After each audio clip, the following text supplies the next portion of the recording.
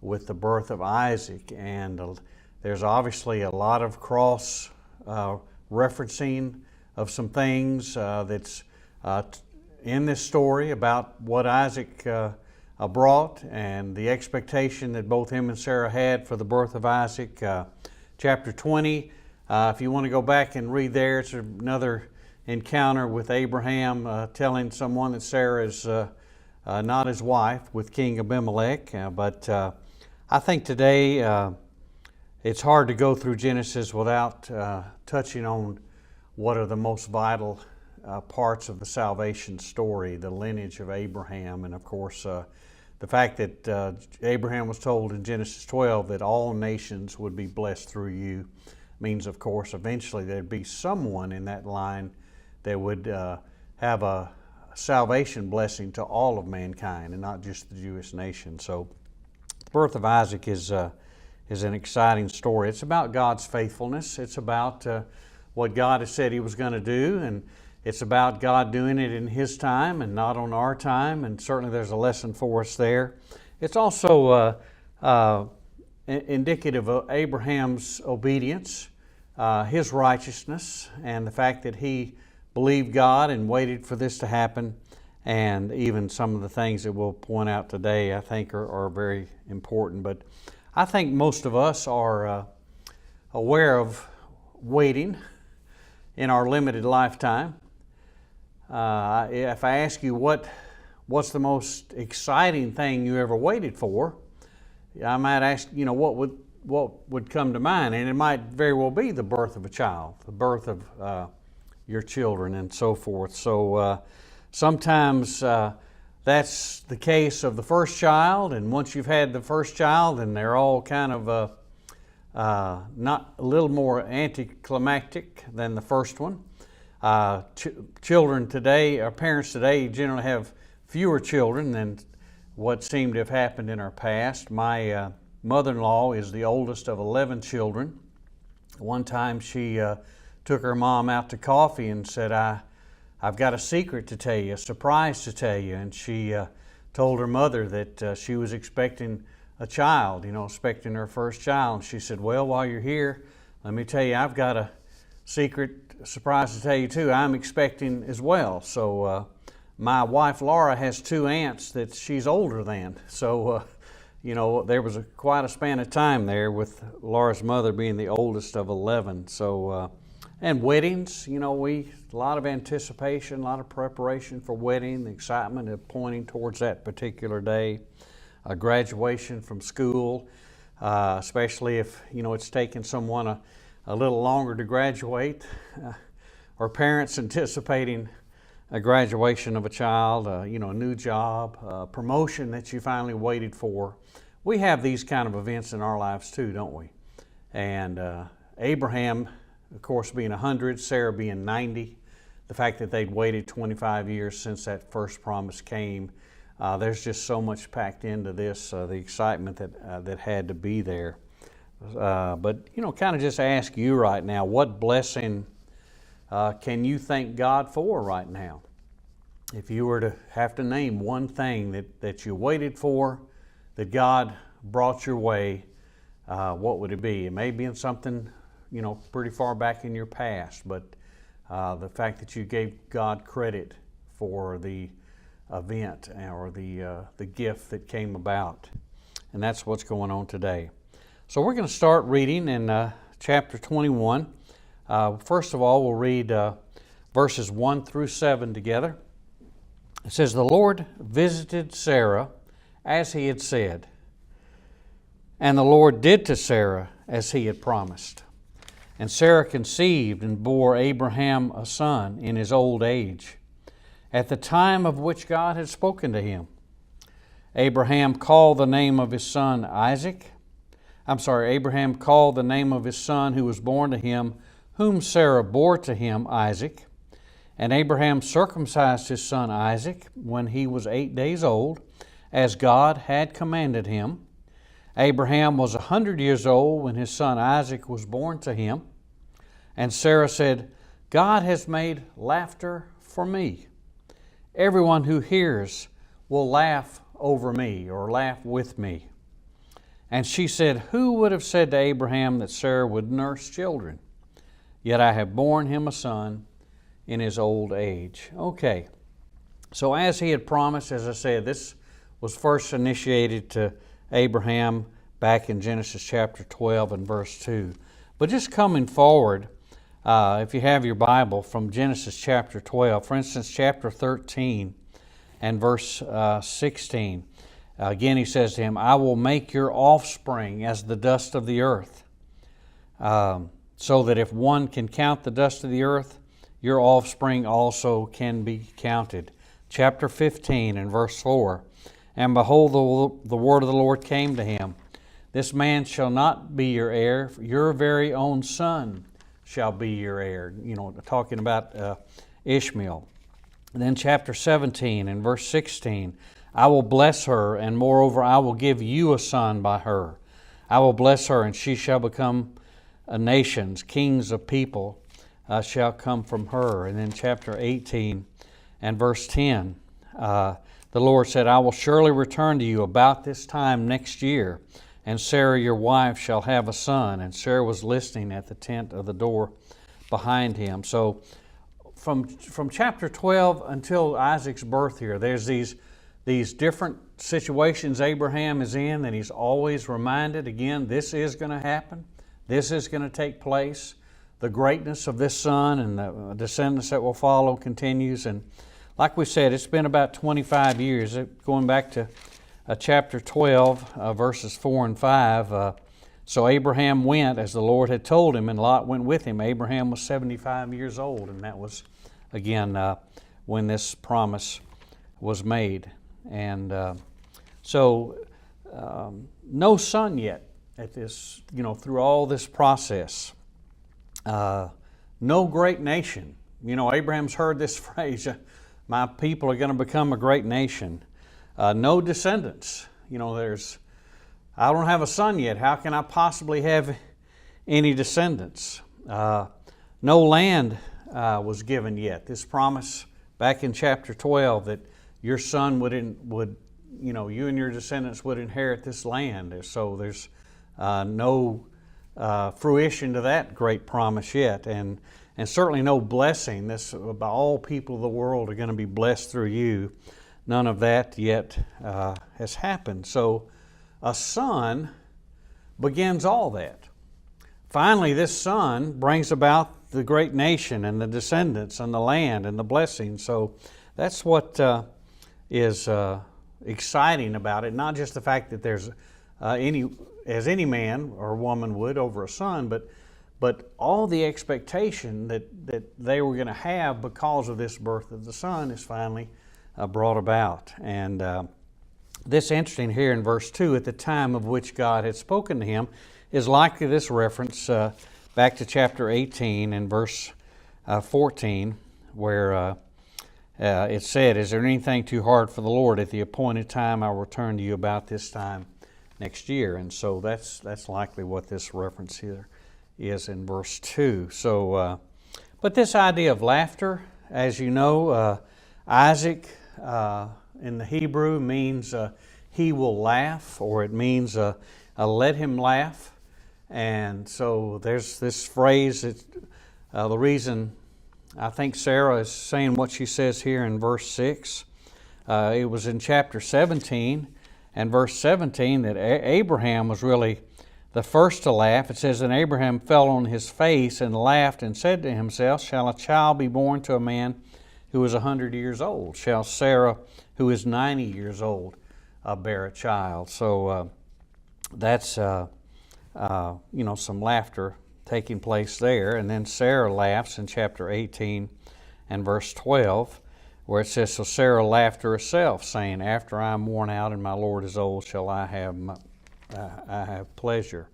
So when they name him Isaac, if you realize in chapter 17 and verse 19, it's not that they've thought of this name. In chapter 17 and verse 19, God said, no, but Sarah your wife shall bear you a son, and you shall call his name Isaac. So they're only being obedient in this sense of of naming Isaac what God told them to name him. But in verse 6, it's almost, to me, I read verse 6 as though Sarah there's joy in her voice. There's almost as if she's laughing when she makes this expression that God has made laughter for me, and everyone who hears will laugh over me. Verse 7, who would have said to Abraham that Sarah would nurse children? Yet I've borne him a son in his old age. So that's to me, those two verses are expressing this joy of motherhood and the fact that all this has come about. But the storyline changes pretty quick. You know, the first 7 verses you get that picture of Abraham and Sarah with the little baby and the laughter and the joy and realizing that God is faithful. But it kind of turns back to the family tent after this, verses 8 through 10. And the child grew and was weaned, and Abraham made a great feast on the day that Isaac was weaned.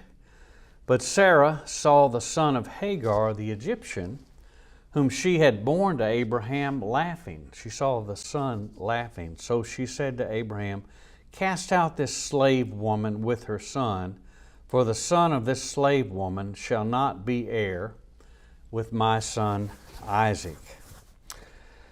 And the point there about Isaac being weaned here in verse 8, there's in the Near East, there's some tradition. I've read in commentaries that Isaac may have been about 3 years old when this was taking place, and apparently the weaning of the child has some significance that they, would have this type of feast. In other words, Isaac is old enough now, he's going to eat natural food and so forth, so there's some significance to that.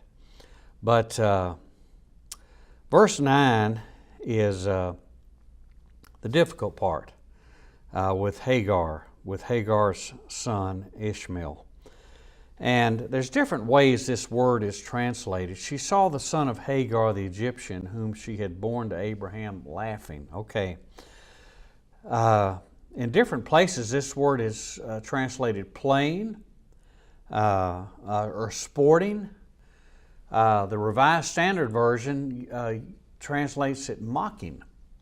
So whether the translators were having some liberty with that phrase or not, but Paul, interesting enough, in Galatians chapter 4 and verse 29, seems to take this in that sense, in the negative vein. It says in verse 29, but just as at that time he who was born according to the flesh persecuted him who was born according to the Spirit. That means Ishmael persecuting Isaac, and whether that's some commentary on this passage, but I just want to mention here that it may not have a negative connotation.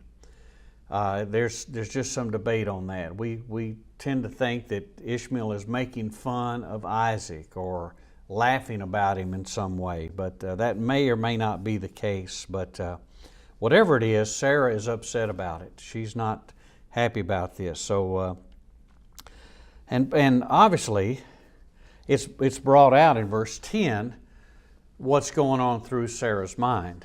Cast out this slave woman with her son, for the son of this slave woman shall not be heir with my son Isaac. There may have been a lot more at play here than what we're obviously reading in this just verse or two, but Sarah has become, this is 3 years after the birth now, and Sarah has become very keen on her son and his inheritance and who he's supposed to be.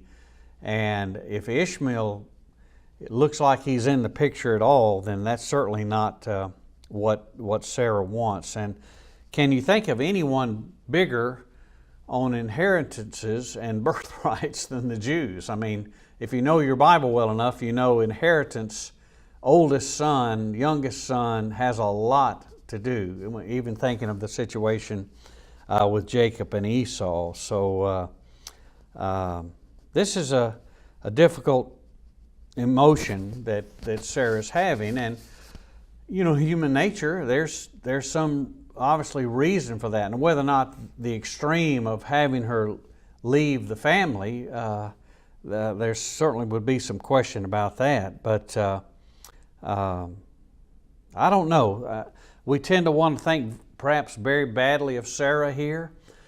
This is motherhood playing out to the ultimate degree. So I think we need to maybe show her a little grace in what she's thinking here. But again, about her decision of how it's going to be handled. And maybe I don't know if there's any need to think badly of Abraham. We're going to see he seems to be caught in the middle, as anyone would be with more than one wife. So, and Hagar really, we didn't I wasn't teaching chapter 16, but the Jewish custom was almost as though Hagar was really somewhat recognized as Abraham's wife, even though she was a slave girl who bore him a son. So Abraham really is in a difficult situation as well. But let's go to verses 11 through 13 here to see what follows. And the thing was very displeasing to Abraham on account of his son. But God said to Abraham, "Be not displeased because of the boy and because of your slave woman. Whatever Sarah says to you, do as she tells you, for through Isaac shall your offspring be named. And I will make a nation of the son of the slave woman also, because he is your offspring." So the fact that this was very displeasing to Abraham is, like I said, Ishmael has been his son throughout this time, and to do this, obviously there's a lot of emotion involved in that as well. But this was, like I was saying, from who Hagar had become in the culture, this would not have been a good thing to do either. This would not have been something that the culture would have given approval to. So there's a lot of turmoil going on with Abraham here. But God talks, as it says, God said. Those are big words always in Scripture. And he tries to allay his fears about Ishmael. And he makes this promise that I'm going to make a nation of the son of the slave woman also. And this is not the first time he said that. In chapter 16 and verse 20, let's see. I'm sorry, 16 and verse 10. It says, "The angel of the Lord also said to her, I will surely multiply your offspring so that they cannot be numbered for multitude." That's God talking to Hagar about Ishmael. In chapter 17 and verse 20, "As for Ishmael, I have heard you. Behold, I have blessed him and will make him fruitful and multiply him greatly. He shall father 12 princes, and I will make him into a great nation." And then going past chapter 21 to chapter 25, we see this actually coming true. "These are the generations of Ishmael, Abraham's son, whom Hagar the Egyptian, Sarah's servant, bore to Abraham. These are the names of the son of Ishmael," and it gives the order of their birth. In verse 16, "These are the sons of Ishmael and their names by their villages and by their encampments, 12 princes according to their tribes. And he lived 137 years old." They settled in these places. He settled over against all his kinsmen. So it did come true. And Ishmael does become the father of a lot of people. We might say a great nation.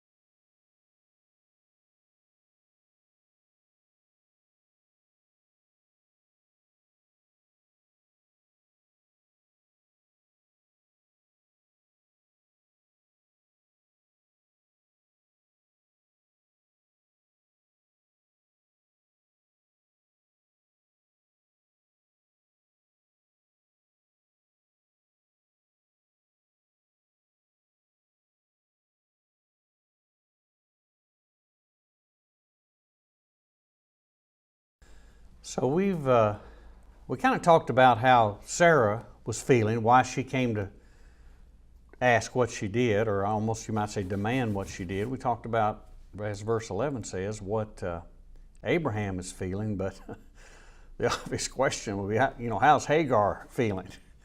How's Hagar feeling about all this? Probably not too good. You can imagine if once she discovers they're going to be sent out, we'll look at these verses here in a minute of how they prepare, but where are my son and I going to find shelter? I'm a woman and a boy. Who's going to become our new family? Are we even going to have a new family? Are we going to make friends? Are we going to be loners?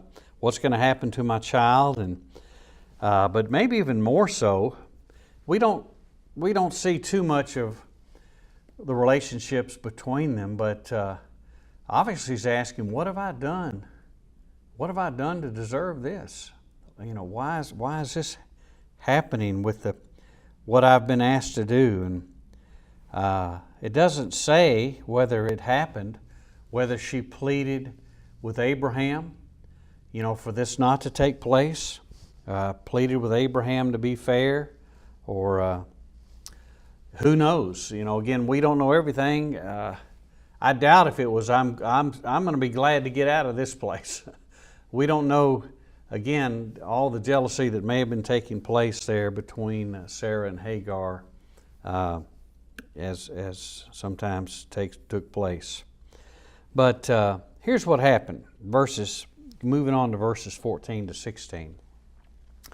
So Abraham rose early in the morning and took bread and a skin of water and gave it to Hagar, putting it on her shoulder along with the child, and sent her away. Now, it doesn't mean put the child on her shoulder, but just means along with the child, the two of them together. And she departed and wandered in the wilderness of Beersheba.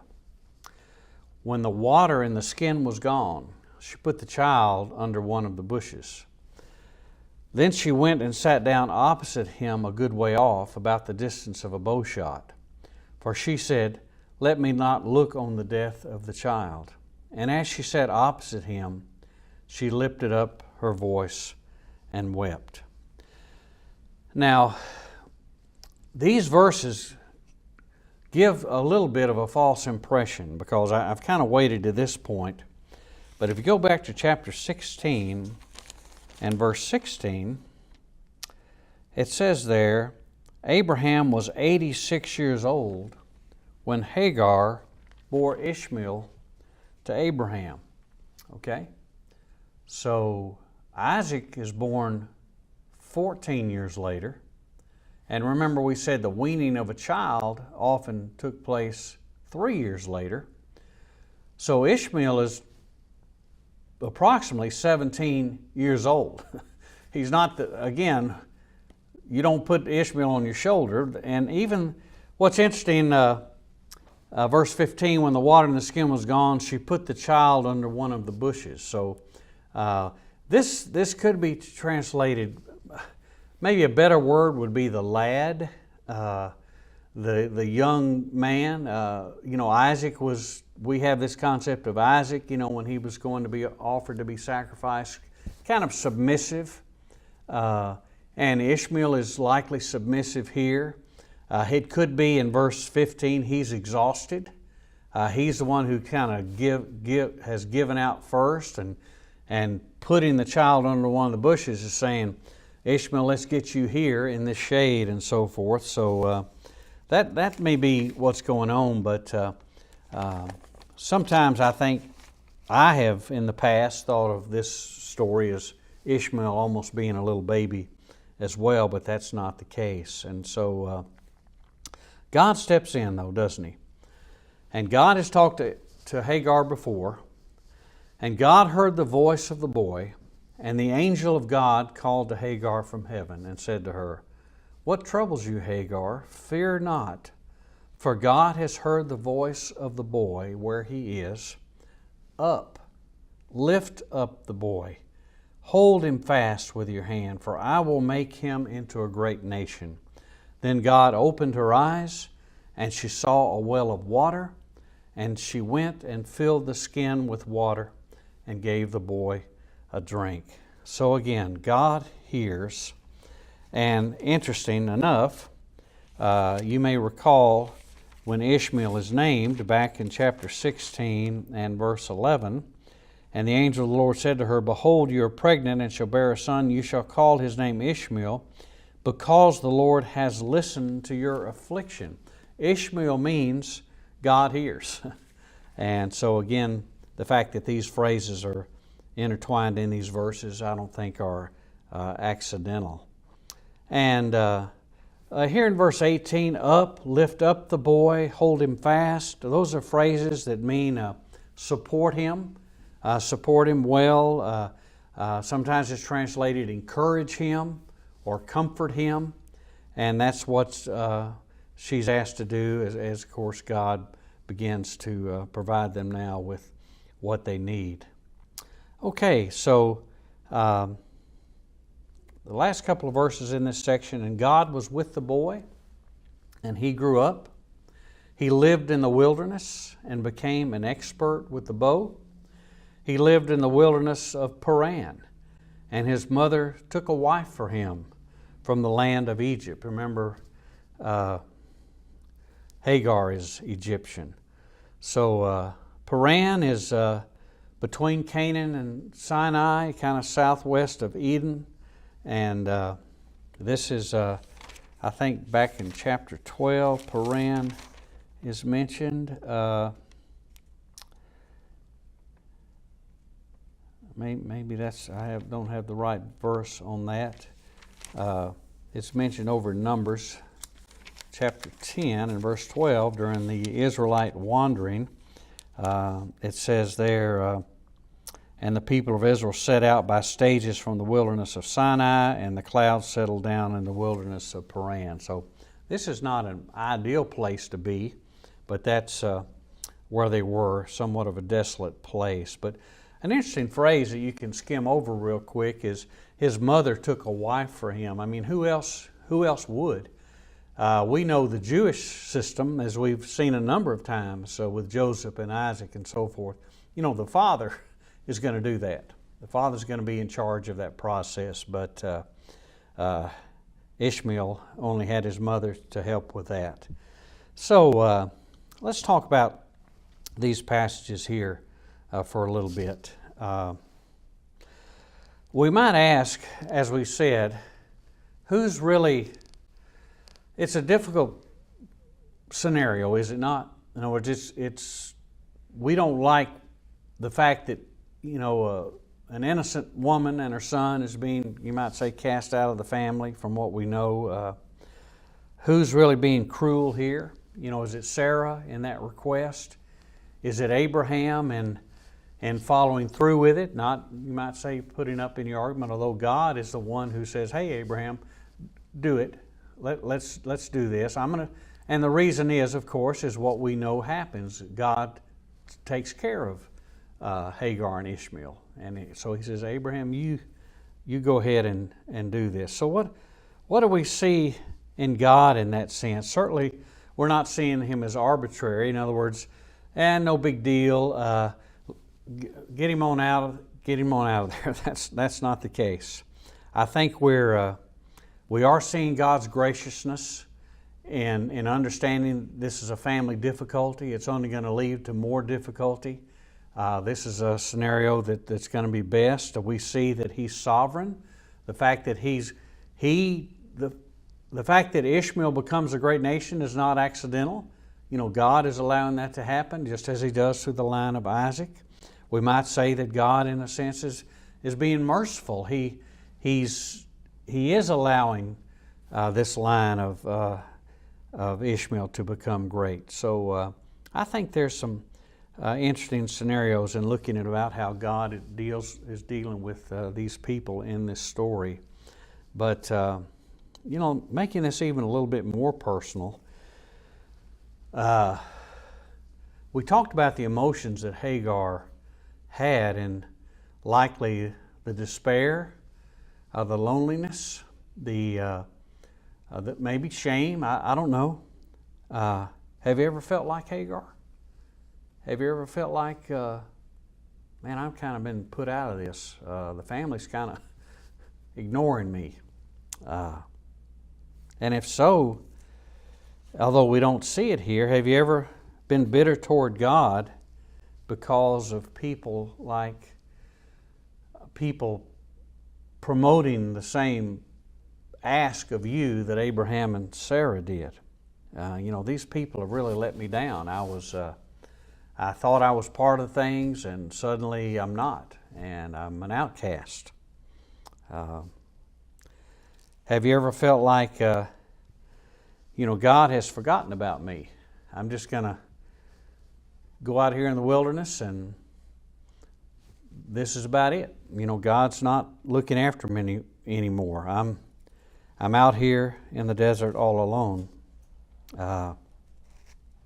But the alternative to that, when those things happen, when those real experiences do take place in our lives, the real things to say would be, I'm hurting right now and I don't understand this, but I do believe God, and to borrow a phrase, God hears me. God is listening when I'm out here in the desert. Or that God gives me what I need when I need it. And I just need to learn to trust.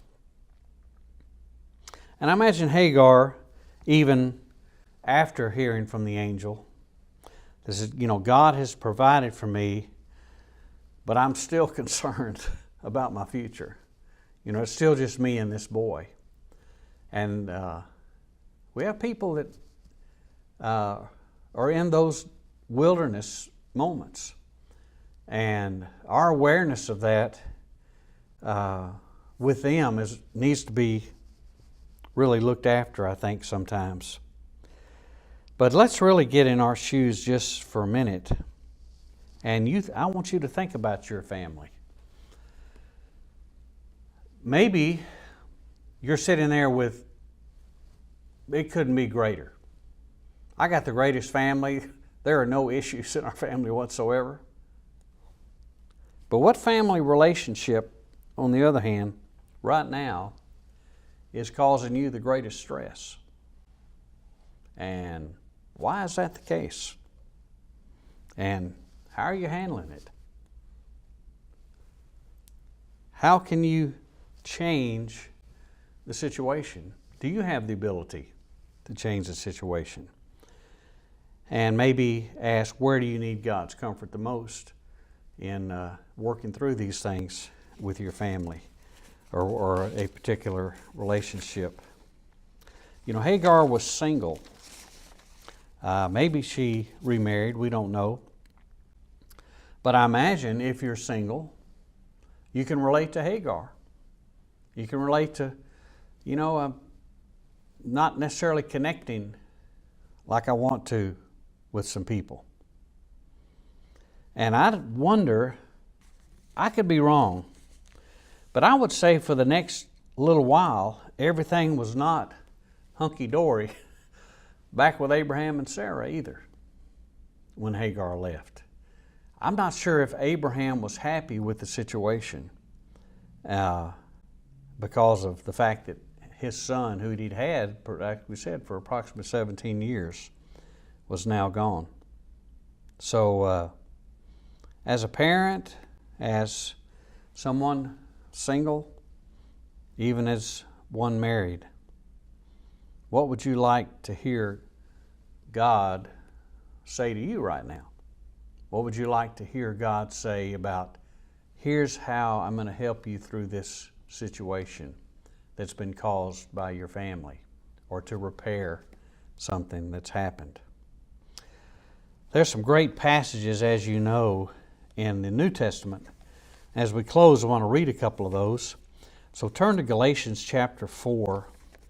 Galatians chapter 4. Paul, in particular, being a student of the Old Testament, really made some application of the difference between the birth of Ishmael and how he came about versus the birth of Isaac and how he came about. One actually called a child of the flesh, and Isaac being called a child of the promise. In other words, kind of a fleshly solution to having that heir. And let's read beginning in verse 21 and look at some of the metaphors that Paul uses to describe the gospel call to Christ versus who people were under the old law. So tell me, Galatians 4:21, tell me, you who desire to be under the law, do you not listen to the law? For it is written that Abraham had two sons, one by a slave woman and one by a free woman. But the son of the slave was born according to the flesh, while the son of the free woman was born through promise. Now this may be interpreted allegorically, and so that's what Paul does. These women are two covenants. One is from Mount Sinai, that's the old law, the giving of the old law, bearing children for slavery. In other words, slavery to the law. She is Hagar. Now Hagar is Mount Sinai in Arabia.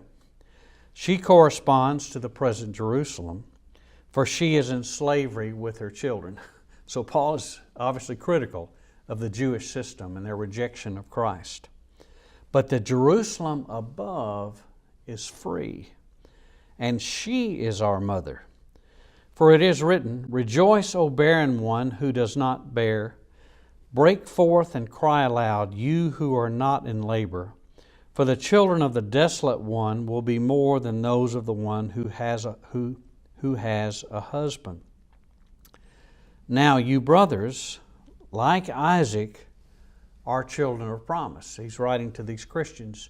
You brothers are children of promise. But just as at that time, he who was born according to the flesh, and this is the verse we read a minute ago, persecuted him who was born according to the Spirit.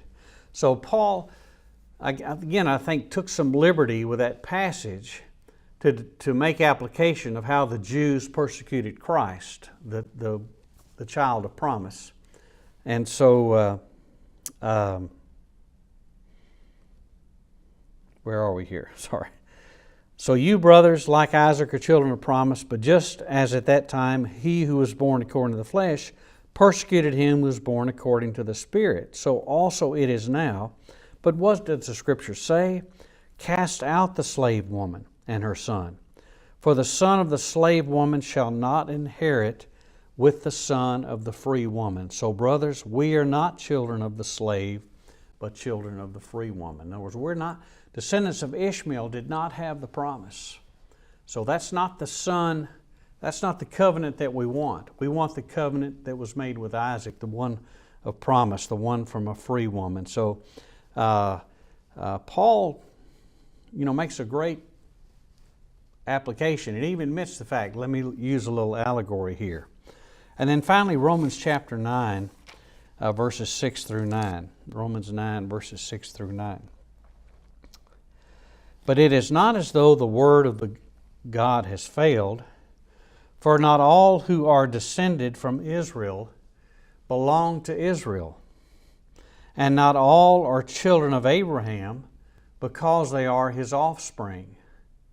So he's saying, in a sense, the children of Ishmael, even though that is Abraham's offspring, are not necessarily who we want to consider as his offspring, and not all children of Abraham because they are his offspring, but through Isaac shall your offspring be named.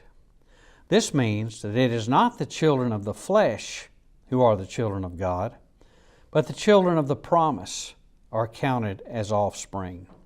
For this is what the promise said, about this time next year I will return and Sarah shall have a son. So again, Paul making the distinction, everything is through Isaac. That's the promise. That's who we are. And making a contrast between the law being somehow represented with Ishmael and the promise of Christ represented through Isaac, which of course literally it is. As we said, even back to Genesis chapter 12, that's how all people are blessed. So, an interesting story. A lot of significance that Paul wanted to point out. And so I think there's, again, as I said at the beginning, we're seeing the character of God in this story. We're seeing who He is. We're seeing Abraham and his continued obedience. He circumcised him like he was commanded to do. He named him Isaac as he was commanded to do. Even though he may have had some doubts about what to do with Ishmael, God told him, do this. I'm going to take care of Ishmael. So the story continues. Genesis is a great book for us to really see these promises and how God acts. Have a blessed week. Look forward to having you here next Sunday.